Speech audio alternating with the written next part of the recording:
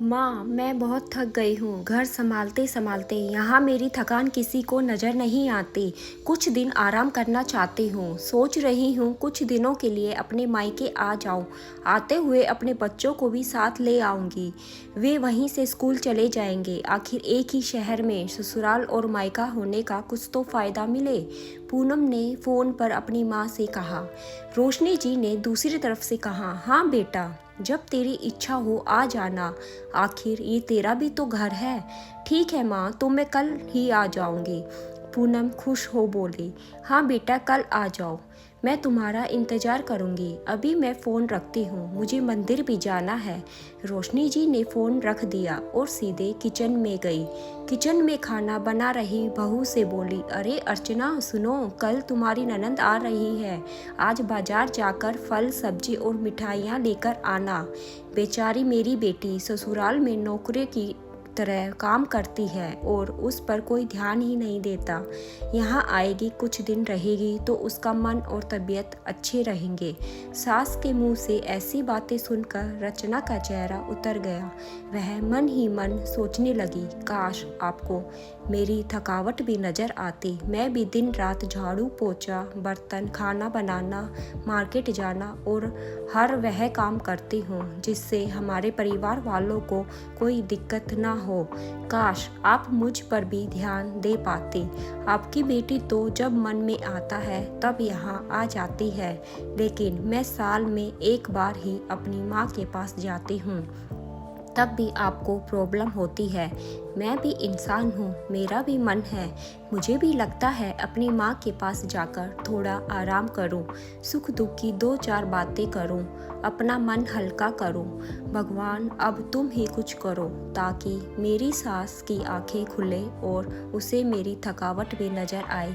शाम तक भगवान ने जैसे रचना की सुन ली और उसकी ननंद का फ़ोन आया। ननंद ने अपनी माँ से कहा कि उसकी सास ने उसे मायके आने के लिए मना कर दिया है, इसीलिए इस बार वो नहीं आ सकती।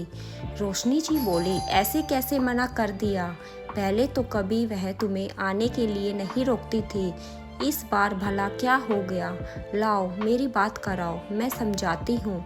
पूनम ने फ़ोन अपनी सास को दिया। रोशनी जी ने कहा, नमस्कार समदन जी, आपसे कुछ कहना था। समदन जी ने कहा, कहिए। दरअसल कल त्योहार है, इसीलिए पूनम अपने मायके आना चाहती है। अगर आप उसे भेज दे तो अच्छा रहेगा। पूनम की सास ने कहा, देखिए समदन जी, आपकी बेटी मायके जाकर रहे, इस बात के लिए हमने उसे कभी नहीं रोका और इस बात से हमें कोई प्रॉब्लम है भी नहीं। कुछ दिनों पहले मैं अपने रिश्तेदार के शादी में गई थी।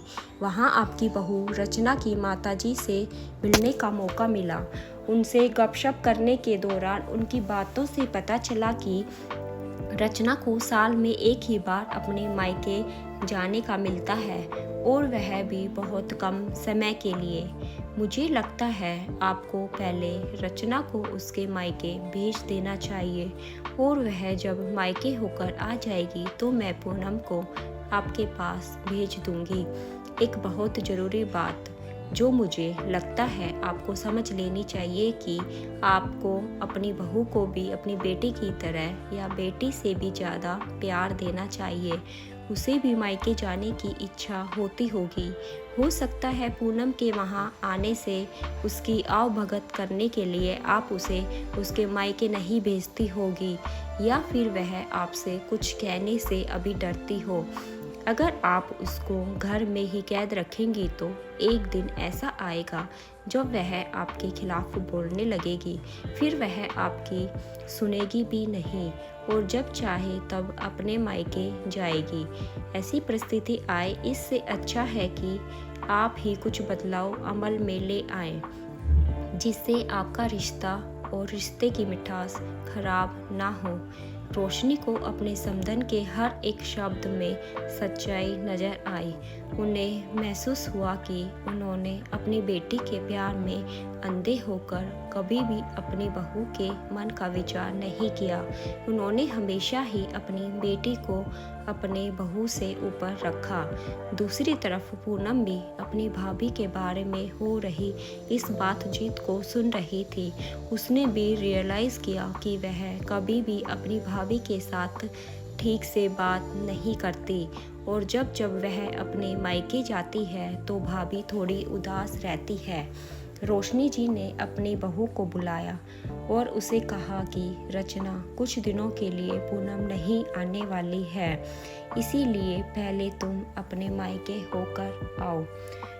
यह सुनते ही रचना का चेहरा खिल गया, क्योंकि यह पहली बार था जब उसकी सास ने सामने से उसे अपने मायके जाने के लिए कहा था।